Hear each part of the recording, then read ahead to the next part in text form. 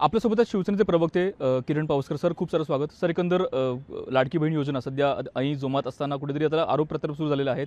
स्वतः उद्धव ठाकरे यांचं म्हणणं आहे की या संपूर्ण लाडकी बहीण योजनेमध्ये लोकसभेच्या वेळी संपूर्ण योजना का नाही आणल्याचं त्यांनी सवाल उपस्थित केला आणि कुठेतरी आता संपूर्ण सुप्रिया सुळे यांनी सुद्धा काही सवाल उपस्थित केलेले आहेत. लाडकी बहीण जी आहे तिला तिची किंमत केली जाते अशा प्रकारे त्यांचं म्हणणं आहे. कसं पाहताय संपूर्ण आरोप प्रत्यारोपांकडे? अगोदर ही योजना का आणली नाहीत विचारणाऱ्यांना मी एवढंच विचारेन, तुम्ही मुख्यमंत्री असताना तुम्हाला हे का सुचलं नाही? ही जनता महाराष्ट्रातली तुम्हाला विचारते. त्यांनी 1500 दिले की 500 दिले, हो तुम्ही 200 किंवा 500 पण नाही देऊ शकलात. तुम्ही त्यामध्ये असलेला तुमच्याकडे असलेला जो निधी होता, वैद्यकीय मदत जी मुख्यमंत्र्यांच्यातर्फे जी केली जाते, ते साधं तुम्ही लोकांना वाटू नाही शकलात. तुमचा तर काळ तो तुम्ही म्हणता ना, मग आमचा कोविडचा काळ होता, कोविडच्या काळामध्ये तुम्ही आणखीन मदत करू शकला असतात. त्यात तुम्ही जे हे आत्ता जे सांगताय की लाडकी बहीण योजनेच्या बाबत हे जे प्रश्न विरोधक विचारत आहेत, हे एकाच गोष्टीवर विचारत आहेत. त्यांना कल्पना आलेली आहे की महाराष्ट्रातल्या तमाम लाडक्या बहिणींनी ही योजना डोक्यावर उचलून घेतलेली आहे. शिंदेसाहेब असतील, फडणवीस साहेब असतील, अजितदादा असतील, त्यांना ह्या योजनेच्या माध्यमातून त्यांनी उचलून धरलेलं आहे आणि त्यांना ह्याची पूर्ण कल्पना आहे की ही योजना त्यांची 12 वाजवलेली आहे त्या लोकांची. उद्धव ठाकरे असतील, उद्या सकाळी पवारसाहेब असतील, या लोकांना किंवा काँग्रेस असेल, काहीही यांना मिळालं नाही. कारण हे जनतेचा प्रश्न आहे. जर हे यांना सुचलं आहे तर तुम्हाला का नाही सुचलं? तुम्ही समजा शिंदेसाहेबांनी 1500 रुपये डिक्लेअर केले, तुम्ही आम्हाला 1200 का नाही केलेत? तुम्ही आम्हाला 1000 का नाही करू शकलेत? असे असंख्य प्रश्न आहेत. ठाकरेंनी हाच सवाल विचारला की कुठेतरी भावांना 10,000 रुपये आणि बहिणींना 1,500 रुपये कुठेतरी किंमत केली आहे. नाही, आता पैशांच्या तोलामोलामध्ये कुठच्या कॉन्ट्रॅक्टरकडनं किती घ्यायचे, गाळ उपसल्यानंतर किती घ्यायचं, मिठी नदीच्या गाळवाल्याकडनं किती घ्यायचं, रस्त्यावर खड्डे पडल्यानंतर किती घ्यायचं, हे उद्धव ठाकरेंचाच अभ्यास जास्त आहे याच्यात. ह्यात शिंदेसाहेब कमी पडतील, कारण त्यांना ह्याच्यातली कल्पना नाही. त्यांना देताना जे लोकांना देता येईल स्पष्ट शब्दात त्यांनी दिले की एवढं लोकांना मिळालं पाहिजे आणि ते पण मध्ये कुठचेही दलाल न ठेवता तुमच्या खात्यामध्ये जमा झाले पाहिजे. हे सगळ्यात महत्त्वाचं आहे. याला धरून एक वेगळा प्रश्न आहे. जळगावमध्ये एक वेगळा प्रकार पाहायला मिळाला या योजनेला धरून. तिला काही महिला आहेत, त्या महिलांच्या त्यांचे खातेही नाहीत बँकेमध्ये, मात्र त्यांना बँकेकडनं मेसेज आला की पैसे जमा झाल्याचा. मात्र कुठेतरी हा विसंगतपणा आपल्याला पाहायला मिळतो आहे. बँकेत खाती नाहीत मात्र पैसे जमा झाल्याचा मेसेज आला आहे. हा चुकीचा प्रकार आहे. जळगावच्या प्रकाराबाबत मी त्याच्यातनं डिटेल्स घेतली होती. प्रकार त्याच्यामध्ये एवढाच आहे, काही लोकांची खाती आहेत, काही लोकांनी तिकडे काही गोष्टींसाठी ज्या लोन्स घेतलेले आहेत त्या लोननंतर ती खाती गोठवलेली आहेत, त्याच्यातनं पैसे काढता येत नाहीत. अशाही माझ्याकडे खात्यांसह डिटेल आलेले आहेत की साहेब मला बँकेतनं पैसे काढता येत नाहीत, जमा झालेले आहेत, कारण मला लोन भरता आलं नाही, मी लोन दिलं नाही, तोपर्यंत मला हे पैसे मिळत नाहीत. तर हे पैसे माझ्या त्या लोनमध्ये असल्या त्याच्या खात्यामध्ये गेल्यामुळे मला बँक मॅनेजर देत नाही आहेत. असंख्य टेक्निकल प्रश्न आहेत, पण त्याच्यावर पण सोल्युशन शिंदेसाहेब किंवा सरकारने दिलेलं आहे. त्याबाबत निश्चिंतता राहा. कारण तुम्हाला ज्या अगोदरच्या लोकांनी स्वतःला जे म्हणतायत की आम्ही एवढी वर्ष राहिलो, तेवढी वर्ष राहिलो, 4 टर्म मी मुख्यमंत्री झालो, ते हे करू शकले नाहीत, ते ह्या सरकारने करून दाखवलं आहे. हा प्रश्न 1,500चा नाही आहे. हा फक्त प्रश्न मुलींचं मोफत शिक्षणापुरता लिमिटेड नाही आहे. महाराष्ट्रामध्ये महिलांचा कसा सन्मान केला जातो आहे त्याविषयी एक दाखवण्यात आलेलं आहे. आणि महिलांचा सन्मान करण्यासाठी म्हणून आर्थिकदृष्ट्या जे दुर्बल आहेत त्यांना काही का असेना कोणाकडे जरी हात पसरण्यापेक्षा तुम्हाला शासनातर्फे तुमच्या खात्यामध्ये 1,500 येतील. आता 1,500 आले तर 1,500च का? 1,500 नाही आले तर हे फक्त निवडणुकीपुरतेच लिमिटेड आहेत. म्हणजे ह्यांच्या डोक्यामध्ये किती घाणेरडे प्रश्न आहेत त्याचा विचार करा. मग ही घाण येते कशी डोक्यामध्ये? उलटं तुम्हाला यायला होतं की जनतेला जर हे पैसे देऊ शकलेत, आम्ही देऊ शकलो नाहीत, हे स्पष्ट तुम्ही का नाही सांगू शकत आहे आता लोकांसमोर? बरं सर, आज महाविकास आघाडीचा मेळावा पार पडला ज्यामध्ये उद्धव ठाकरे यांनी स्पष्ट भूमिका मांडली. त्यांचं म्हणणं असं आहे की कोणीही मुख्यमंत्री उमेदवार उभा करा, माझा त्याला पाठिंबा असेल. कसं पाहता या वक्तव्याकडे? मला वाटत नाही चेहरा वगैरे मागतात, हे कुठचे चेहरे आणायला चाललेत पॉलिश करायला? त्यांना जे काय पाहिजे, तुम्ही आम्हाला ह्याला न दिला त्याला द्या, त्याला नाही दिला, आमच्याकडे हाच फेस आहे. मी सगळी वक्तव्य त्यांची बघितल्या. ऑफकोर्स हा त्यांचा विचार आहे, हा त्यांच्याबाबत त्यांनी विचार करून ह्याच्यावर आपल्यातला माणूस ठरवायचा आहे. पण एक गोष्ट त्याच्यातनं सातत्याने दिसते. आमचं एक वक्तव्य मी बघितलं आहे की आमचा चेहरा मुख्यमंत्रीपदाचा चेहरा आहे, काँग्रेसचा असेल तर तुम्ही आम्हाला सांगा, असं एक मध्ये त्यांच्या प्रवक्त्याने सांगितलं. म्हणजे विचार करण्यासारखी एक गोष्ट आहे. राजकारणाविषयी संशोधनाचा भाग आहे. ज्यांचा एक खासदार होता त्यांचे 13 झाले, त्यांच्याकडे चेहरा नाही आहे. आणि ज्याच्याकडे वडिलांच्या जीवावर 18 होते त्याचे 9 झाले, तो चेहरा आहे. म्हणजे रिझल्ट लागलेला आहे महाराष्ट्राचा. ज्याचे ऑलरेडी 50% झालेत ह्याचा अर्थ रिझल्ट लागलेला आहे. विधानसभेचा रिझल्ट पक्का आहे.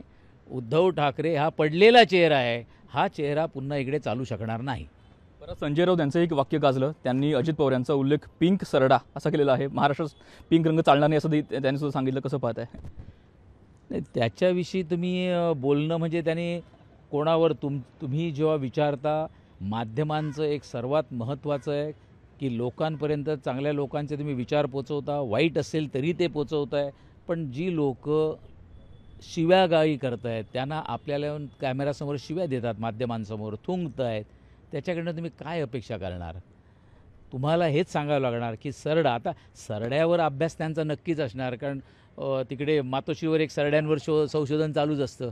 कदाचित त्या सरड्याविषयी हे बाजूला बसत असतील. ह्यांचंही संशोधन चाललं आहे. म्हणजे काही ह्याच्यावर त्यांचं संशोधन नेहमी बघा नावं काहीतरी वेगवेगळी देतात. आज ह्याचं संशोधन झालं, ते त्याचं संशोधन झालं. हे संशोधन त्यांच्या नावावर टाका. बरं सर, विधानसभा निवडणुका येऊ घातलेल्या आहेत. कुठेतरी जागा वाटपाची चर्चा आता सध्या सुरू होताना पाहायला मिळत आहे. आणि जनसुराज्याकडनं काही जागांची मागणी केली आहे. परत रासपकडनं 50 जागांची मागणी केली आहे. फडणवीस आणि शिंदे अगदी यांना तारेवरची कसरत करावी लागणार आहे. आठवलेसुद्धा त्यामध्ये आहेत. कसं पाहताय जागा वाटपाकडे? तिढा सुटेल का किंवा वाढेल का?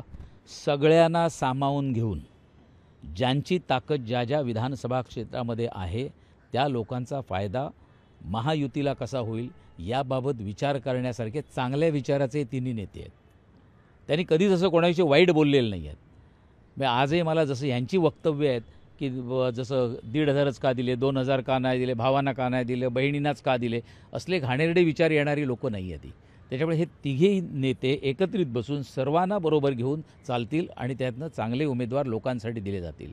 फक्त स्वतःची महायुतीची संख्या वाढवण्यासाठी म्हणून दाखवणार नाहीत. सरकार तर 100% महायुतीचं येतं आहे. कारण हे यांच्याकडे जेव्हा चेहऱ्यासाठी भांडतायत तेव्हाच समजून जायचं की सरकार हे महायुतीचंच येणार आहे.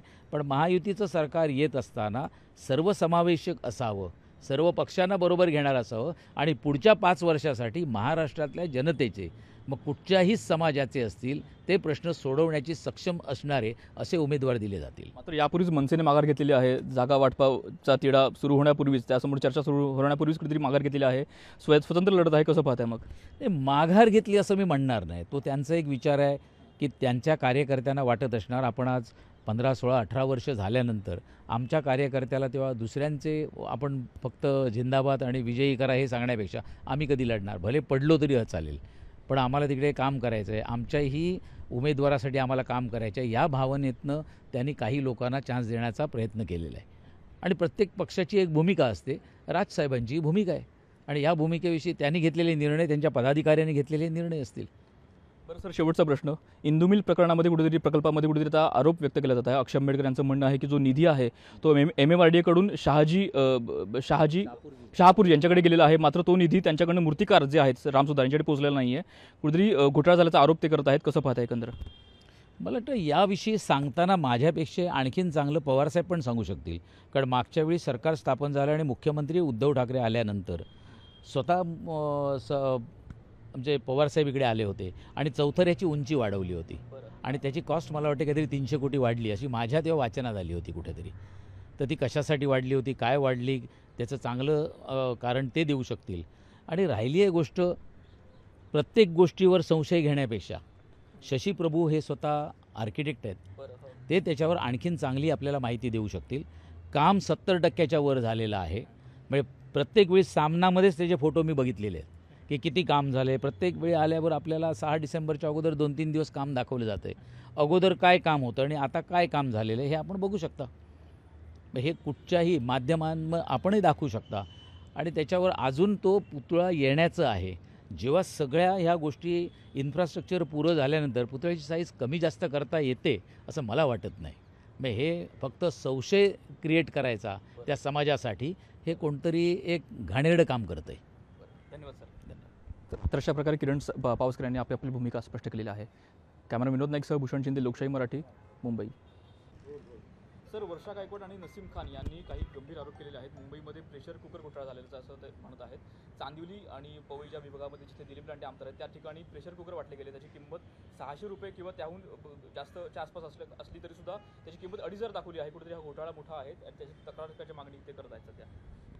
खासदार म्हणून जर त्यांची ही मागणी असेल, जनतेचं जर काही नुकसान झालं असेल म्हणून मागणी असेल, तर ती रास्त आहे, त्याची चौकशी झाली पाहिजे.